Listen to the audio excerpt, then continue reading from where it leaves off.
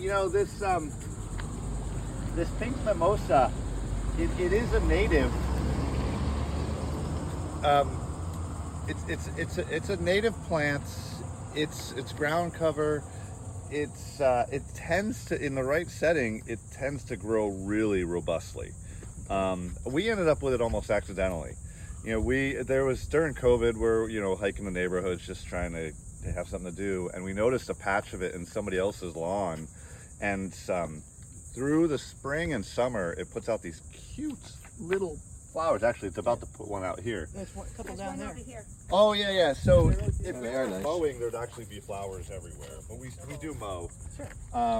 And so my son loved it, and so we just grabbed a little bit of it, and you can see, you know, even this little bit I just grabbed right now has some roots on it. Right. We didn't grab much more than that. I mean, maybe twice that. And just on a whim planted it over in the corner because I had a bare spot at that point. How long ago did you do that? Oh well, goodness, that was the COVID, so it would have been 2021 or 2020.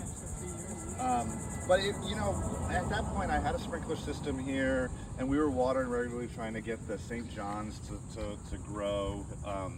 And we had a dead area over there that I thought maybe this stuff would grow in. And but then it just kind of just disappeared. We didn't even notice it. And the sprinkler was going 3 days a week, you know, like they do. And the St. John's was struggling, and then at one point, our sprinkler system just died because it was so old, you know, and we didn't have the money to repair it at that point. So we went like a year without a sprinkler system, and that happened to be as we were moving into the spring when we often have droughts around here. And the lawn just was like, blah, it just, it's St. John's with no rain, no sprinklers, it just died. And then this stuff in that exact same situation took off. You know, so it was like, it was struggling because it was being outcompeted by the St. John's, and because I was watering regularly, and that's not its ideal situation. But all of a sudden, as soon as we had like a drought where there was no water out here whatsoever, and the St. John's started struggling, it took off. And in a matter of a year, we went from, oh, look, there it is, it's still alive, to all of a sudden it was like a 12-foot patch. And then it just kept growing. And so we're at a point now where it's taken over this whole area from one nubbin. Wow. And it's moving into our neighbors, and thankfully they're okay with it. They actually want it to encroach over there. Yeah. Otherwise I'd be in trouble. I'd have to figure out some way to maintain that border. So it is an aggressive grower in the right situation. Nice. And so you have to, if you were to plant it somewhere, you have to trim your borders, because it's constantly trying to grow into the borders. But so is St. John's. I mean, you can see it actually, the grass has grown into my beds, even though they were weeded just, you know, not that long ago. So it's just like that. We still have someone trim the beds. We still have someone mow regularly. It handles the mowing fine. And so right now, now that we're getting lots of rain, you can see that it's kind of an intermixed St. John's and this stuff. In the spring, when we weren't getting much rain, it was pretty much all just this. The St. John's was there, but just kind of patchy and just low. But it was almost a whole lawn of this stuff with all its cute purple flowers. I probably have a photo of when it's kind of all flowered. It's really neat. Oh, yeah. Yeah, But beautiful snowballs. yeah, and it needs, other than making sure it doesn't invade areas you don't want it to invade, it really requires no maintenance whatsoever. Okay. And it's not really prickly to walk on. I mean, it's not like a fresh, you know, beautiful lawn as far as walking on it barefoot, but it's not prickly. The bees love it. What about the sand spurs? Because we have a huge problem with sand spurs. So the sand spurs are coming from a grass that.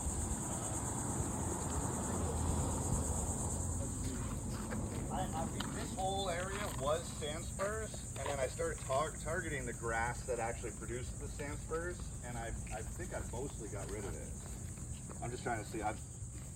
Usually there's some in here, and I'm just not seeing it. It could be targeted. Actually, I remember our neighbor had some. Like, I think this might be it right here. Yeah, there it is. So this is right here is the sandspur grass, And look at this is one clump that has.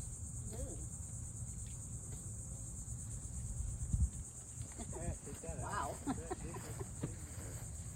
This is what's getting y'all at Beechwoods. So you see the sand spurs. So you see the little these guys once they dry up, they really hurts. And then you step on them, and then they get stuck to you, and then they spread, and you'll notice you're mostly finding. I bet you're mostly finding it in kind of areas where people are walking regularly, because one will get in. And then people will step on it and then spread it further along, and then spread it further along, and then spread it further along. So Sure, as they hop around, ow, ow, ow. yeah. Dogs and whatnot. Yeah. And so it's this particular species of grass that is it's problematic. It grows, so yeah, here's our lovely, the sand spurs. These, give these some time. They would hurt right now, but when they get dried up, they're gonna hurt even more. I'm sure the lawn guys have a way of treating these that's separate from like how they treat St. John's. A disclaimer here, I am not a botanist and I am not a landscaper. I actually happen to study wildlife, and all this is just trial and error on my own yard. So I'm not offering professional advice in any way whatsoever. Just experience. Just personal experience, yeah. Homeowner experience. Thank you. But I went, so this whole patch was sand spurs, and then like different folks had like it actually went all the way. I had a bunch of it going all the way into the backyard, and so over years I would come out and I'd pull out big clumps like this and just get rid of them, and it took me a few years of concerted efforts and probably like 5 trash cans full of this before I pretty much have cleared it out. I mean, obviously there's still some to get rid of, and I'm glad I got rid of this. I'm gonna go dump it in the compost. But did you find like the mimosa? Do you feel like do you think it crowds it out, or do they compete? Well, so there wasn't really much in the way of sand spurs over there, so I don't know how they're gonna do like directly side by side. So I don't also, I mean, it seemed like this stuff, as soon as, when I had no sprinklers at all the grass was struggling. And including this stuff. That's what happened at Beechwoods. We lost our sprinklers. Yeah. And those sand spurs went crazy. Well, so I guess that suggests that they can do a little bit better without water than, say, St. John's or the Bahia. Bahia is another common grass that we have around here in lawns. It's native, so yeah, either one of these species are going to do better. Yeah, so that's not a surprise. I think my guess, being a grass, there's limited things you can do to it without actually killing other grass. My guess is that physically it's just going to have to be removed, clump by clump. And thankfully they do tend to be really clumping like this. You can get a bunch in one clump, but it's still a lot of work. There's no getting around it. Okay. Yeah. But at Beechwoods, if we have 300 people and everybody just, as they went, just picks them when they saw it, it would be a lot easier for us. Good, and you know, like anything, you got to get the roots. Otherwise, it's coming right back. Because all these plants are used to being grazed, so if you just pull off the green part, they'll pop right back up, happy as could be. Yeah. So. Yeah. Thank you, Jeff. Thank you so much. Does anybody have questions that you wanted to ask Jeff before we go? So how does the lawn look in like January, February? Because I know it's like semi-dormant. Yeah, so it does. The mimosa died back. Well, not died back. Well, I guess you'd call that back. It wasn't nearly as apparent. But at the same time, the grasses are also doing the same thing. Although we were not watering up front here much at all, so that, I mean, probably if I was watering, the grasses would be doing much better through the winter. It didn't look bad, but it didn't look green like this by any means. So does it brown out? It's not really. It just didn't. It wasn't. As lush and green. I think that's the best way to describe it. Yeah. It's like semi-evergreen, so Yeah. it loses some leaves, but it doesn't go all brown. Yeah, and I was wondering because I did notice there was a short period over the winter where it wasn't obvious through the whole lawn, and I was wondering if maybe there was some change that was happening and that I wouldn't see it, in the spring. But as soon as the day started lengthening a little bit, even without water, boom, it came right back. And That then all started with just one plug? one you saw it, like it was like it was smaller than the palm of my hands, and they took over the whole yard. So I In think 3 years. yeah, and so I think concerted, like taking those same nubbins with some roots and planting them strategically, it'll grow it'll fill in much more quickly. But I think you do want to be strategic. You don't want to put it anywhere where you're worried it's just going to keep going and invade areas you don't want it to invade. Anywhere where it's contained, I think is a great idea. And then, it's like right now, so we mow. I water out front just 1 day a week. Even this time of year, though, you don't need it at all. And we trim the edges, and it's fine. Yeah, I honestly think that the mix of the St. John's and the pink mimosa works well for our neighbors. It's not just, it looks like a lawn until you look closely. It's cool. It's really cool. Yeah. And so and there's no fertilizer or anything on that lawn. That's all just an occasional watering and then a Well, weekly that's what mow. we're trying to do is cut down the input of our property into the lagoon. Yeah, that makes sense. That's the bottom Even if line. we just started If on that flowers like sidewalk. mad, if we didn't mow, we'd be seeing a lot more flowers. But the flowers are starting to come up now, and then they're gonna get knocked down when the mowers come through on Monday. Do you adjust your mower so it's higher?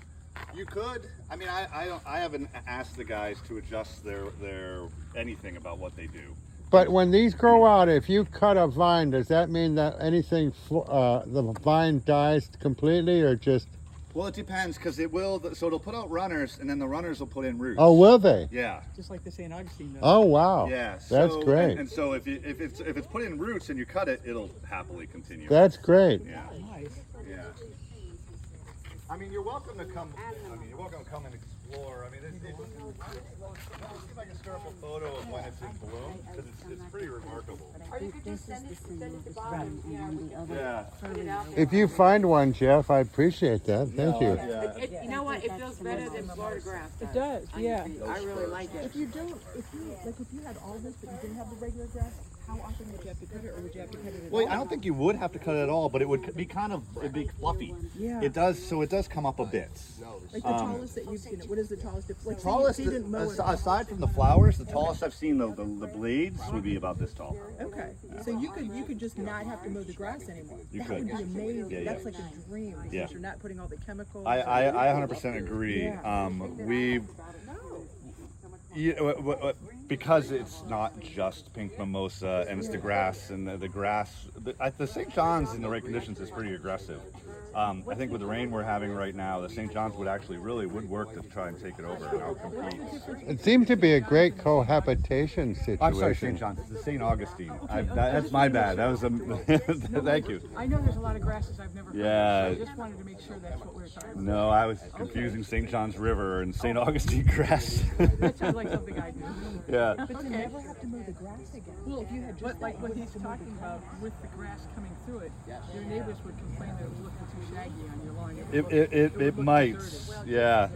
Maybe they would. I ended up here mostly because of I didn't want to put a lot of work into my yard. Oh, yeah. That's honestly, and so if I put work into it, I tend to put it out back that's where I see it most. When it's healthier. I mean, if you had all that, you wouldn't have to have all the chemicals on it. Well, I guess that pretty much wraps it up, if that's okay, Jeff. Yeah, and I'll see if I don't see the photos right Would now, but appreciate I'll that. dig them up. I know I got them on there because That'd be I love awesome. the little purple flowers.